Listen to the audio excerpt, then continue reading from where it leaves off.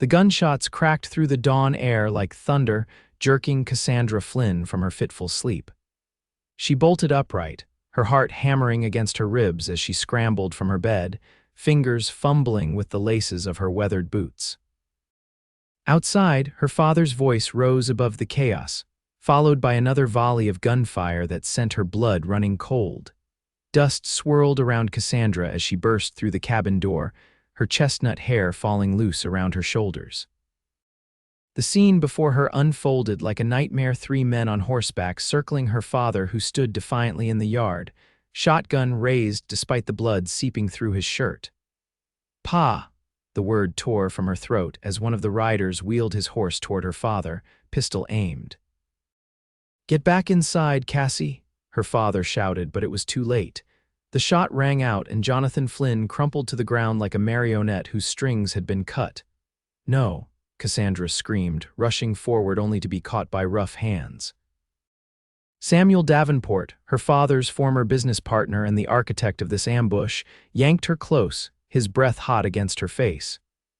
"Your pa should have signed over those mining rights when I asked nice," Samuel sneered, his fingers digging painfully into her arms. "Now you've got nothing left, except maybe that pretty face. That might be worth something to me." Cassandra struggled against his grip, tears streaming down her dirt-smudged cheeks. "You will hang for this, Samuel." His laughter cut through her like a knife.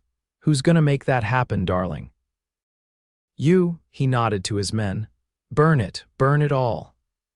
As flames began to lick at the cabin that had been her home for all of her 22 years, Cassandra knew she had to run. The moment Samuel loosened his grip to admire his handiwork, she twisted free, bolting toward the tree line with nothing but the clothes on her back and her father's blood staining her hands. Behind her, Samuel's voice carried on the morning air. "You can run, Cassie Flynn, but you belong to me now. This whole valley will be mine."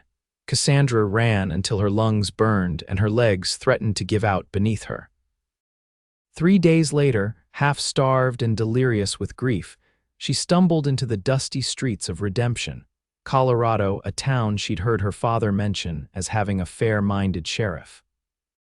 Her last conscious thought before collapsing in front of the general store was that she needed to find someone, anyone, who could help her bring Samuel Davenport to justice.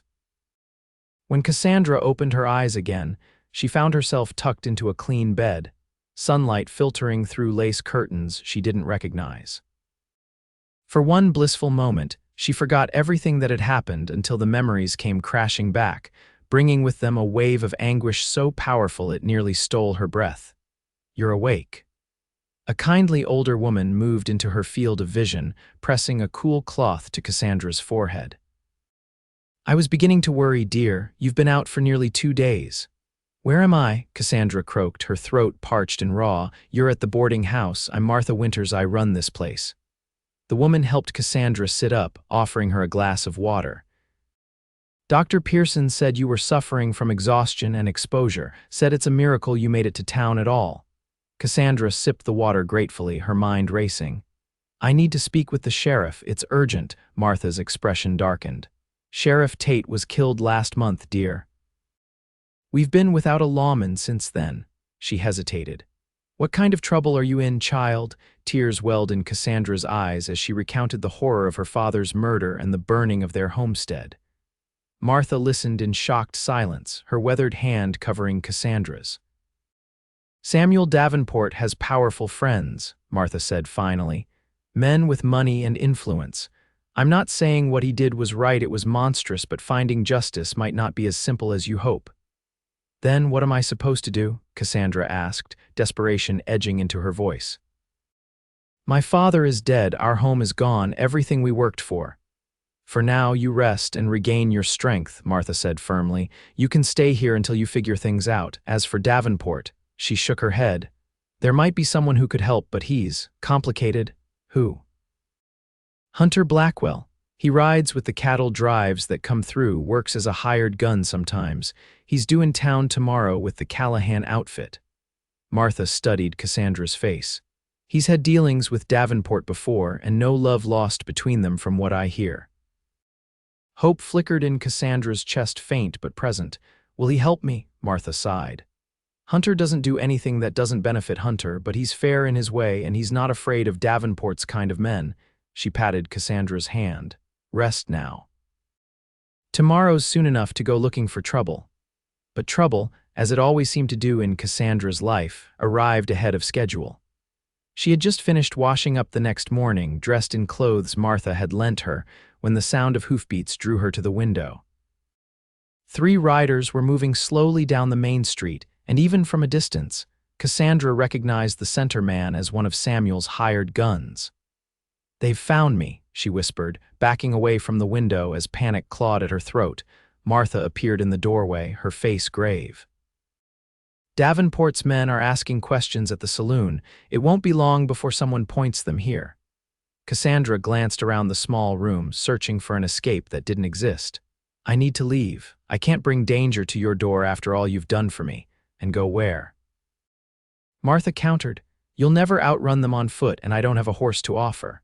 The sound of the front door opening downstairs made both women freeze. Martha's eyes widened. "That'll be Mrs. Peterson with the laundry if those men see her coming here." Cassandra made a decision then. "Help me get out the back, I'll lead them away from town." Martha looked as though she wanted to argue but instead nodded grimly. "There's a service stair at the end of the hall. Take the blue dress from the wardrobe, it's sturdier for traveling. And this." She pressed a small knife into Cassandra's hand. "It's not much, but it's something." Cassandra changed quickly, tucking the knife into her boot before embracing the older woman. "Thank you for everything." "God be with you, child," Martha whispered. "If you make it back, my door is always open." Slipping down the back stairs and through the kitchen, Cassandra emerged into the alley behind the boarding house. The morning sun beat down mercilessly as she darted between buildings, keeping to the shadows. Her plan, such as it was to circle around to the livery stable. She might not be able to afford a horse, but perhaps she could convince the stable hand to let her borrow one, just long enough to get clear of town. She had nearly reached the stables when a rough hand closed over her mouth, yanking her backward into the narrow space between 2 buildings. Terror surged through her as she struggled against her captor's iron grip. "Stop fighting unless you want them to hear," a deep voice growled in her ear. Cassandra stilled, her heart pounding painfully against her ribs. The man slowly removed his hand from her mouth but kept his other arm firmly around her waist. "Who are you?" she demanded in a fierce whisper, fingers inching toward the knife in her boot.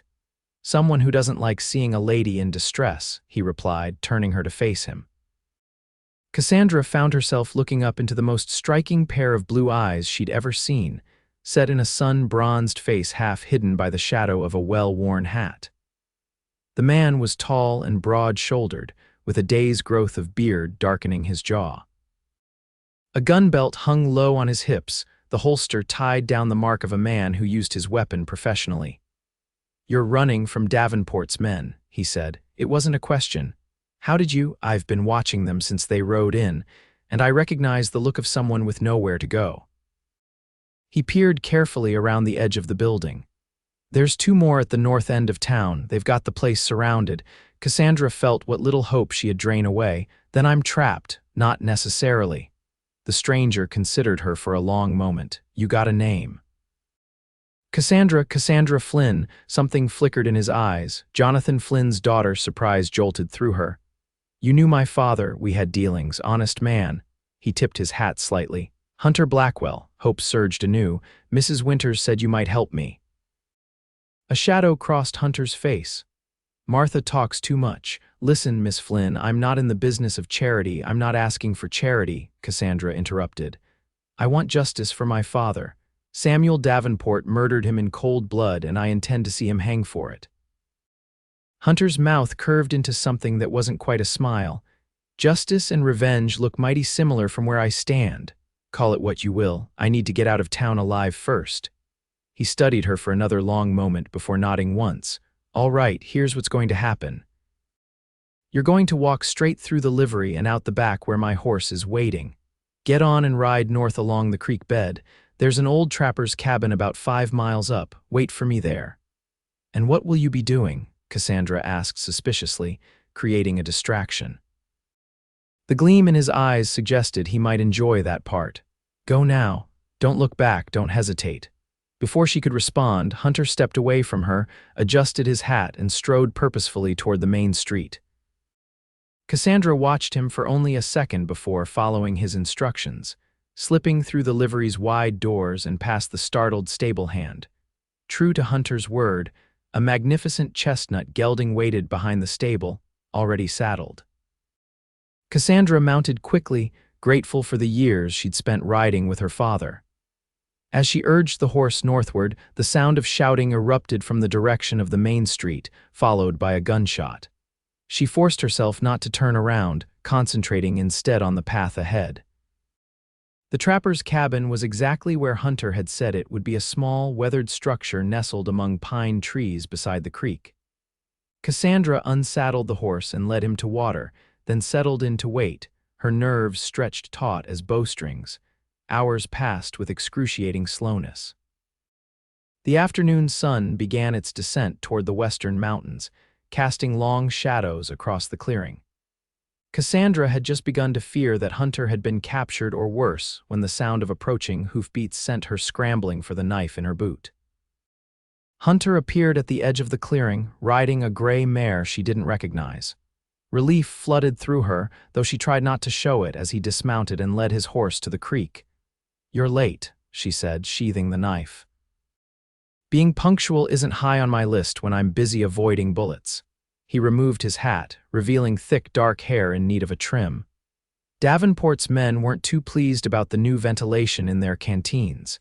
"You shot their water supply." Hunter's eyes crinkled at the corners.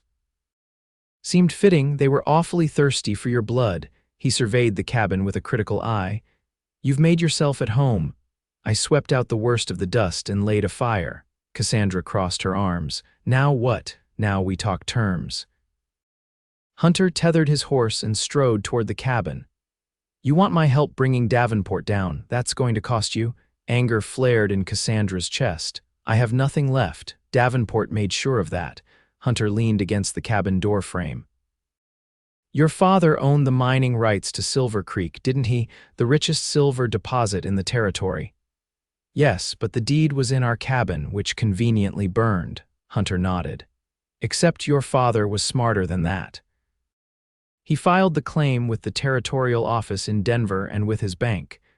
That deed still exists, and it's worth a small fortune." Hope and suspicion warred within Cassandra. "How do you know all this?" "Like I said, I had dealings with your father. He wanted to bring in partners for the mining operation. I was considering the investment."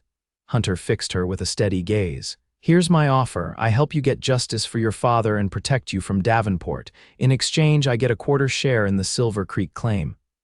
"A quarter?" Cassandra balked. "That's highway robbery." "That's the price of staying alive, Miss Flynn." His expression hardened. "Davenport won't stop hunting you. He can't afford to let you live now that he's shown his hand, and he has friends in high places." Cassandra knew he was right, but the thought of giving away part of her father's legacy, the legacy he died to protect, made her chest ache. 15%, she countered. A ghost of a smile touched Hunter's lips. "Your father mentioned you had a head for business." 20%, and I provide for all expenses while we're on the trail." Cassandra considered the offer. 20% was steep, but without Hunter's help, she might never see justice served or live long enough to claim her inheritance at all. "Deal," she said finally, extending her hand. Hunter's calloused palm engulfed hers, warm and surprisingly gentle despite its strength. "Deal." Something shifted in his eyes as he held her gaze a moment longer than necessary before releasing her hand. "Get some rest. We leave at first light." They departed as the first pale fingers of dawn stretched across the eastern sky, traveling north toward Denver rather than west toward Cassandra's former home. "Davenport will expect you to return to the homestead," Hunter explained as they rode side by side. "We need to secure your claim first, then gather evidence against him." "What kind of evidence can we find now?" Cassandra asked. "My father is buried, our home is ashes.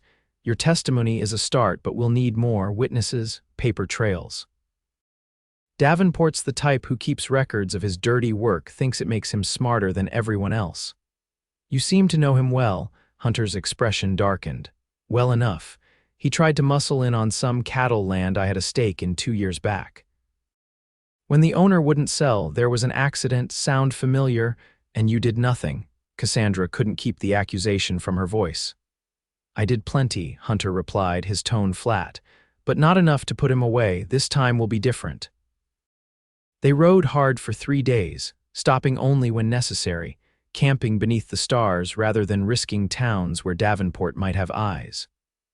On the 4th morning, they crested a hill overlooking Denver, a sprawling collection of buildings nestled against the backdrop of towering mountains. We'll need disguises, Hunter said, eyeing the city. Davenport has contacts here. You'll be Mrs. Blackwell, my wife, traveling to settle my late uncle's estate. Cassandra's cheeks warmed at the suggestion. Is that necessary? A woman traveling alone attracts attention. A married couple doesn't. Hunter reached into his saddlebag and produced a simple gold band. This should fit well enough. You just happen to carry a wedding ring with you? Cassandra raised an eyebrow. It was my mother's. His expression gave nothing away as he handed it to her. Try not to lose it. The ring fit perfectly, a fact Cassandra chose not to examine too closely. They rode into Denver looking like any other young couple, Hunter in a clean shirt and vest, his gun concealed beneath his long coat, and Cassandra in her blue dress, hair neatly pinned beneath a borrowed bonnet. Their first stop was the Territorial Land Office, where Hunter Sweet talked the clerk into confirming that Jonathan Flynn's claim to Silver Creek was indeed on file and legally binding. Cassandra felt a surge of triumph when the clerk showed them the document bearing her father's signature. The claim passes to his next of kin, the clerk explained, peering at Cassandra over wire-rimmed spectacles. That would be you, I presume? Yes, Cassandra confirmed. I'd like to transfer a 20% share to Mr. Blackwell here as per our agreement. Hunter looked genuinely surprised at her forthrightness, but quickly masked it as the clerk prepared the necessary paperwork.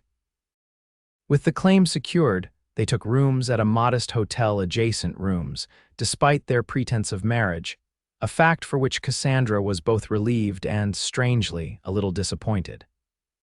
Tomorrow we visit the bank and the marshal's office, Hunter told her as they shared a quiet dinner in the hotel restaurant.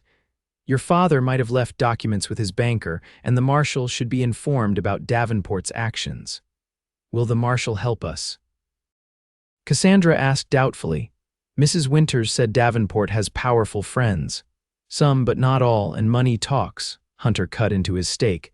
That's why securing your claim was our first priority. Now we have resources. Our claim, Cassandra corrected quietly. Something flickered in Hunter's eyes, surprise, perhaps, or approval. Our claim, he agreed with a slight nod. That night, alone in her room, Cassandra found herself unable to sleep.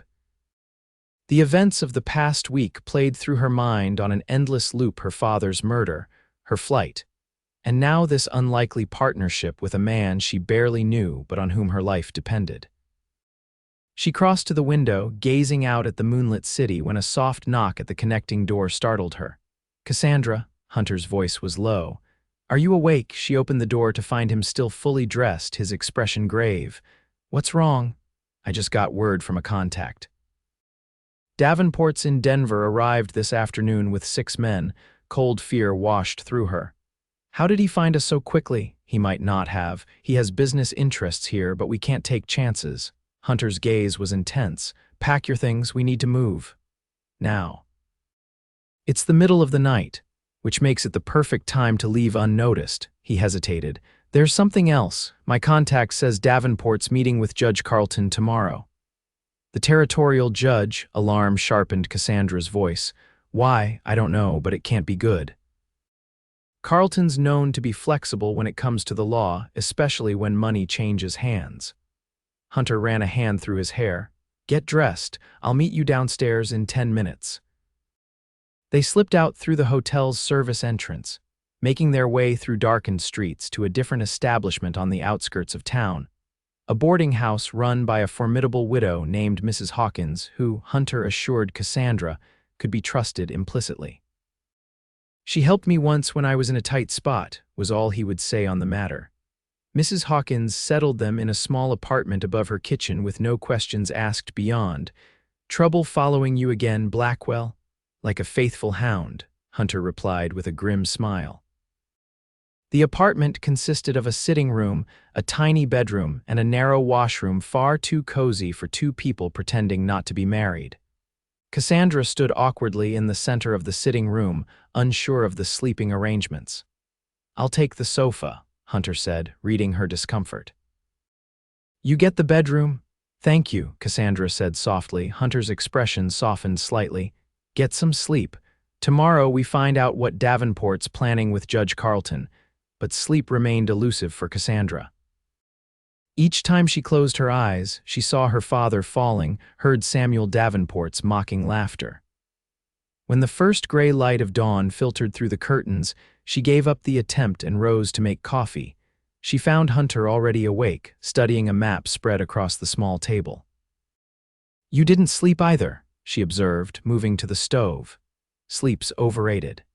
He glanced up at her, and something in his gaze made her suddenly aware of her disheveled appearance, her hair loose around her shoulders, her borrowed nightgown visible beneath Mrs. Hawkins' dressing gown. "I should change," she murmured, turning away. "Wait." Hunter stood, folding the map. "I've been thinking about our next move. Davenport's meeting with Carlton is scheduled for 10 o'clock at the courthouse. I plan to get close enough to overhear." "How?" "You can't just walk into a judge's chambers." "No, but the courthouse has windows and judges like to hear themselves talk." Hunter's mouth curved into a half smile. "I've got a talent for being where I'm not supposed to be, and what am I supposed to do? Wait here?" "Actually, I need you to visit your father's bank, see what documents he might have left in his safety deposit box. Anything that might connect Davenport to shady dealings would be helpful." Cassandra nodded slowly. "I can do that. Be careful," Hunter cautioned. "Stay alert." "If anything feels wrong, I know how to take care of myself," Cassandra interrupted, though the tremor in her voice betrayed her nerves. Hunter studied her for a long moment. "I believe you do." He hesitated, then stepped closer, close enough that she could feel the warmth radiating from his body. "But Davenport is dangerous and you matter too. This case?" Something fluttered in Cassandra's chest at his nearness, at the intensity in his blue eyes. "I'll be careful," she promised softly. He nodded once, then stepped back, the moment broken. "We'll meet back here at noon." 4 hours later, Cassandra stood in a private viewing room at the First Denver Bank, staring down at the contents of her father's safety deposit box with growing excitement. Among the expected items, her mother's jewelry, the deed to their homestead, a small bag of gold coins, was a leather-bound journal filled with her father's precise handwriting. The journal detailed every interaction her father had had with Samuel Davenport over the past 3 years, including Davenport's increasingly aggressive attempts to purchase the Silver Creek claim. The final entry, dated just 2 days before his murder, recounted a thinly veiled threat. "Davenport visited again today, said his patience was wearing thin. When I refused his offer once more, he remarked that accidents happen all the time in mining country. I fear for Cassie's safety should anything happen to me. Have written to Marshal Bennett in Denver requesting protection, but no response yet. Will send Cassie to her aunt in St. Louis if matters worsen." Tears stung Cassandra's eyes as she read the words her father's last thoughts had been for her protection. She had known nothing of his plans to send her east, nor of his concerns about Davenport's threats. He had shielded her from his fears, as he always had. With shaking hands, she gathered the journal and the other contents of the box, thanking the bank manager for his assistance. The gold coins would provide a welcome addition to their limited funds, but the journal might be the key to bringing Davenport to justice. Cassandra left the bank with renewed determination, her precious cargo secured inside her reticule. The streets of Denver bustled with midday activity as she made her way back toward Mrs.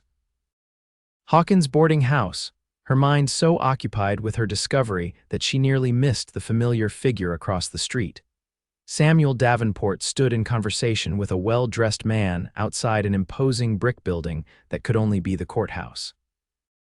Cassandra froze, ducking quickly into the doorway of a millinery shop. Her heart pounded as she peered cautiously around the doorframe, watching as Davenport shook hands with the man Judge Carlton, she presumed before the two parted ways. Davenport turned in her direction, and Cassandra pulled back sharply, pressing herself against the shop wall. Had he seen her? She waited, counting her rapid heartbeats before daring another glance. Davenport was gone, relief washed through her, followed swiftly by panic. She needed to find Hunter, to warn him that Davenport was already leaving the courthouse. Gathering her skirts, she hurried toward the boarding house, keeping to crowded sidewalks and checking frequently over her shoulder. She was less than 2 blocks from safety when a hand closed around her upper arm, yanking her roughly into an alleyway.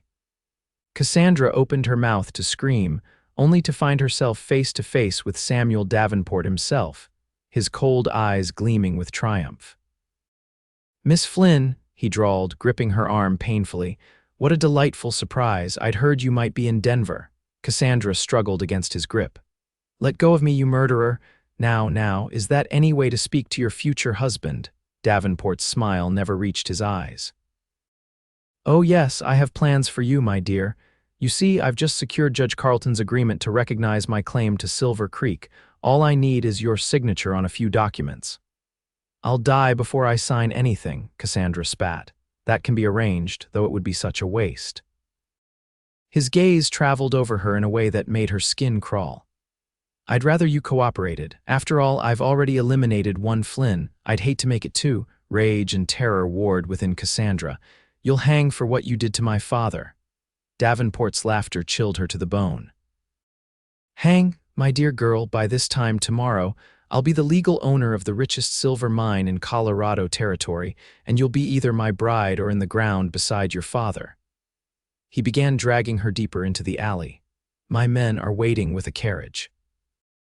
We're going to take a little trip to Judge Carlton's private residence to finalize our arrangement." Cassandra fought with all her strength, kicking and clawing at her captor. Her fingers closed around the knife hidden in her boot, but before she could draw it, the distinct click of a pistol being cocked froze them both. "Take your hands off her." Hunter's voice was deadly quiet. Davenport whirled, keeping Cassandra partially in front of him. "Blackwell. I might have known you'd be mixed up in this." His grip tightened painfully on Cassandra's arm. "This doesn't concern you. The lady and I have business to discuss." "The only business you have is with the hangman." Hunter stepped forward, his pistol aimed steadily at Davenport's head. "Let her go." "Now, or what? You'll shoot me in broad daylight in the middle of Denver," Davenport sneered. "Even you're not that foolish. For her?" Hunter's gaze flickered to Cassandra's face, something unreadable in his blue eyes. "I might be." Davenport began edging backward, pulling Cassandra with him. "I have men waiting. You won't make it 10 feet. And yet here I am." Hunter advanced slowly. "Last chance, Davenport." In that moment, Cassandra locked eyes with Hunter.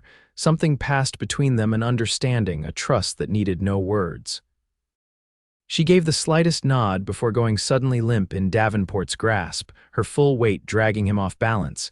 The distraction was all Hunter needed.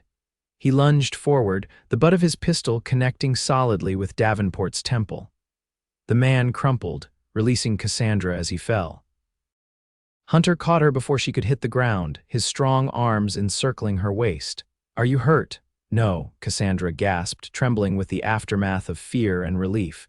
"He was taking me to Judge Carlton. He said the judge is going to recognize his claim to Silver Creek." "I know." "I overheard their meeting." Hunter's jaw tightened as he glanced at Davenport's unconscious form. "Carlton's as corrupt as they come. Davenport's paying him handsomely to falsify records. We have to stop them." Cassandra reached into her reticule, withdrawing her father's journal. "I found this at the bank. It documents all of Davenport's threats, including one just days before the murder." Hunter's eyes widened as he quickly scanned several pages. "This is exactly what we need, but Carlton won't be swayed by a journal. We need higher authority. The territorial governor." Cassandra suggested, "Better, the federal marshal." Hunter secured his pistol and took her elbow, guiding her quickly from the alley. Marshal Wilson arrived from Washington last week, sent specifically to investigate corruption among territorial officials. I was planning to approach him tomorrow, but now we can't wait, Cassandra finished, glancing back at Davenport's still form. When he wakes up, he'll come looking for both of us with everything he's got. Hunter quickened their pace. The marshal has an office near the courthouse. With your testimony and this journal, we might finally have enough to bring Davenport down. They hurried through the streets, Cassandra clutching the precious journal to her chest. As they approached the federal building, Hunter suddenly pulled her into a shadowed doorway, his body shielding hers. Davenport's men, he murmured, nodding toward two rough-looking men standing guard outside the marshal's office. They're watching for us. How did they know we'd come here? They might not, could just be keeping tabs on the marshal. Hunter's brow furrowed in thought. There's another entrance through the back alley, used by prisoners being brought in quietly. Then that's our way in. Cassandra squared her shoulders. Lead on. Hunter's expression softened as he looked down at her. You're braver than most men I know, Cassandra Flynn. I'm my father's daughter, she replied simply. They circled the block, approaching the federal building from the rear. The back entrance was locked but yielded easily to Hunter's expertise with a lockpick, a skill Cassandra chose not to question under the circumstances. Inside, they navigated dimly lit corridors until they reached an office door bearing the name Federal Marshal James Wilson. Hunter knocked softly, and a gruff voice called, "Enter." Marshal Wilson was a bear of a man with iron-gray hair and penetrating eyes that seemed to assess and categorize them the moment they stepped through his door. "Marshal," Hunter began, "my name is Hunter Blackwell. This is Miss Cassandra Flynn. We have evidence of corruption and murder involving Samuel Davenport and Judge Elias Carlton." Wilson's bushy eyebrows rose slightly, but he gestured for them to sit. "I'm listening." For the next hour, Cassandra recounted the horrific events of her father's murder while Hunter detailed what he knew of Davenport's criminal activities. They presented the journal, along with the deed to Silver Creek that proved Cassandra's rightful ownership. "Davenport tried to abduct me less than an hour ago," Cassandra concluded. "He's taking me to Judge Carlton tonight to force me to sign over my claim." Marshal Wilson leaned back in his chair, his expression grave. "I've been building a case against Carlton for months. Your testimony could be the key to bringing down both men." He fixed Hunter with a shrewd look. "You're taking quite a risk opposing Davenport, Blackwell. Last I heard, you weren't the type to stick your neck out unless there was profit in it." Hunter's hand found Cassandra's, his fingers warm as they enclosed hers. Sometimes a man finds something worth risking everything for. The marshal's gaze moved between them, understanding dawning in his eyes. "I see." He stood, reaching for his hat and badge. "Miss Flynn will need to remain here under protection while we arrest Davenport and Carlton. As for you, Blackwell, I'm staying with Cassandra," Hunter interrupted firmly. "I was going to say, as for you, I could use a man with your skills when we confront Davenport. He won't come quietly." Hunter hesitated, looking at Cassandra, conflict evident in his eyes. "Go," she urged softly. "Finish this for my father." "For you," he corrected, his voice so low that only she could hear it. To the marshal, he said, "I'll ride with you, but I want your word that Miss Flynn will be protected at all costs." "You have it," Wilson promised. "My deputy will guard her personally." As preparations were made for the arrests, Hunter drew Cassandra aside, his expression more serious than she had ever seen it.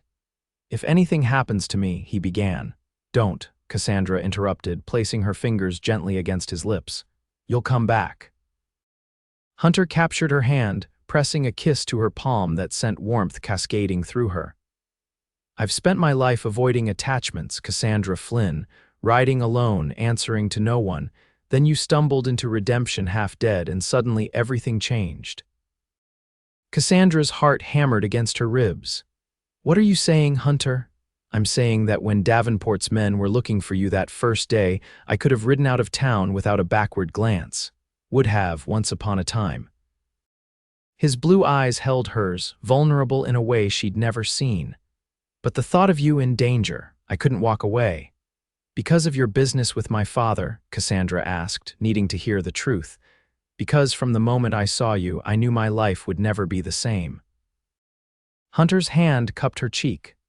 The mining claim, the partnership, it was an excuse to stay close to you, to protect you.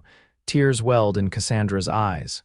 They'll kill you for me, she whispered, the fear she'd been holding at bay finally breaking through. Hunter's smile was tender as he brushed away a tear with his thumb.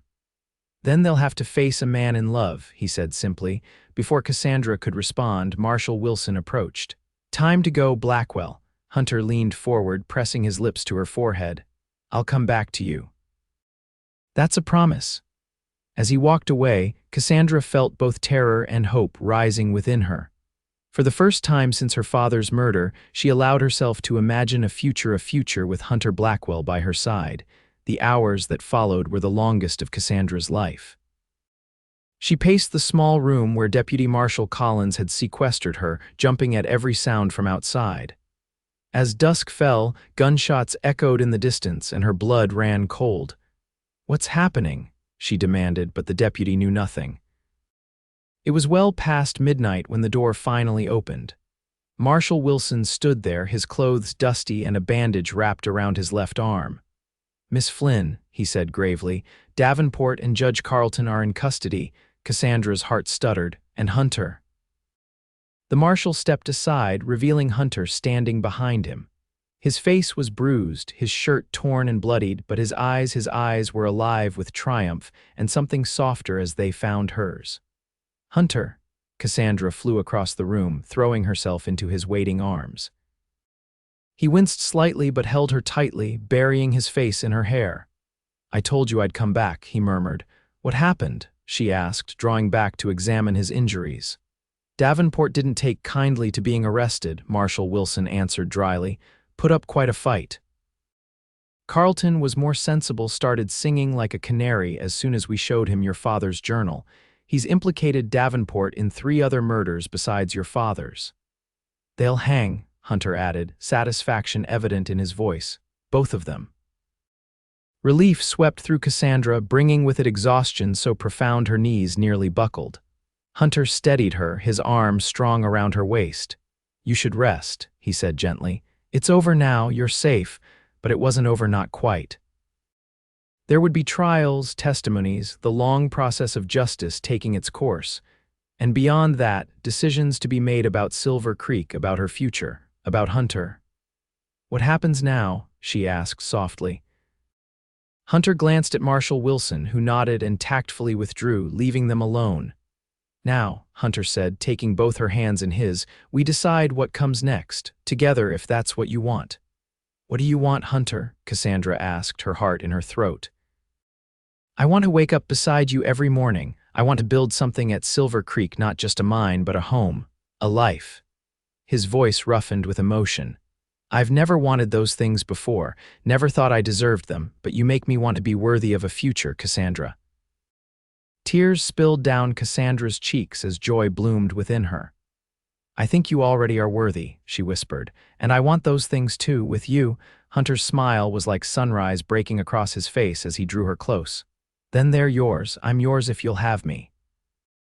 I'll have you, Cassandra murmured, rising on tiptoe as his head lowered to hers. For as long as you'll have me. Their lips met in a kiss that held both promise and passion, the first of many to come in the years that stretched before them. 3 months later, Cassandra stood on the porch of a newly built cabin overlooking the sparkling waters of Silver Creek. Behind her, the sounds of construction echoed across the valley as workers erected the first buildings of what would become the Silver Creek Mining Company. The trials had concluded swiftly, with both Samuel Davenport and Judge Carlton sentenced to hang for their crimes. Marshal Wilson had personally overseen the executions, then returned to escort Cassandra and Hunter back to her father's land, their land now. Strong arms encircled her from behind, and Cassandra leaned back against Hunter's chest with a contented sigh. Penny for your thoughts, Mrs. Blackwell, he murmured, pressing a kiss to her temple. The name still sent a thrill through her, new as it was. They had married in Denver before returning to Silver Creek, a small ceremony with Martha Winters and Marshall Wilson as witnesses. "I was thinking about my father," Cassandra answered honestly. "How much he would have loved seeing this place come alive again. And how much he would have liked you despite your outlaw ways." Hunter chuckled, the sound rumbling pleasantly against her back. "Former outlaw, I'm a respectable mine owner and husband now. Yes, very respectable." Cassandra turned in his arms, looping her hands behind his neck. "Though I must say I do miss the danger sometimes." "Do you now?" Hunter's eyes darkened as he pulled her closer. "I'm sure I could arrange some excitement, Mrs. Blackwell." Cassandra laughed, the sound bright and free. "I'm counting on it, Mr. Blackwell, for many years to come." As the sun set behind the mountains, painting the sky in shades of gold and crimson, Hunter lowered his mouth to hers in a kiss that held all the promise of their future, a future built on love that had faced death and emerged stronger for it. 10 years later, Cassandra Blackwell stood once more on that same porch, watching as her husband taught their 8-year-old son Jonathan how to cast a fishing line into the creek that had given them their fortune. Beside them, 6-year-old Emma clutched her father's hand, her dark curls so like Hunter's bouncing with excitement as she waited for her turn. The Silver Creek Mining Company had prospered beyond their wildest dreams, bringing wealth and opportunity to the once quiet valley. Their home had expanded into a comfortable ranch house, surrounded by gardens Cassandra tended with loving care. But more precious than the silver beneath the ground was the family they had built together, a family that grew with each passing year, filling their lives with laughter and love. "Mama," Emma called, waving frantically. "Papa says I can use his special lure." "Does he now?" Cassandra smiled, waving back. "Just make sure you catch a big one then." As she watched her family, Cassandra's mind drifted back to that fateful day when Hunter had faced down Davenport's men, risking everything for her. "Then they'll have to face a man in love," he had said, and in the decades since, he had proven those words true time and again, not with guns and danger, but with unwavering devotion, partnership, and a love that deepened with each passing day. Hunter looked up then, catching her eye across the distance. His smile, still capable of making her heart skip after all these years, told her that his thoughts had followed the same path as hers. With a gentle word to the children, he made his way up the slope to the porch, taking her hands in his. "Happy anniversary, my love," he said softly, pressing a kiss to her fingers where his mother's ring still circled her hand, joined now by a wedding band. 10 years, Cassandra marveled. "Sometimes it feels like yesterday that you found me in redemption." "Best thing I ever found," Hunter murmured, drawing her close. "Though I still say you found me." Cassandra laughed, the sound as bright and clear as the creek water sparkling in the afternoon sun. "Perhaps we found each other." As their lips met in a kiss that held all the passion and tenderness of their first, Cassandra knew that this love, this life they had built together was the true silver mine, the real treasure that had been waiting for them all along. And when Hunter whispered, "I love you, Cassandra Blackwell," against her lips, she knew with absolute certainty that some risks were worth taking, that some loves were worth fighting for even in the face of death itself. For a man in love, after all, could face anything. And for a woman who loved him in return, there was no challenge too great, no mountain too high, no enemy too powerful to overcome. Together they were unstoppable. Together they were home.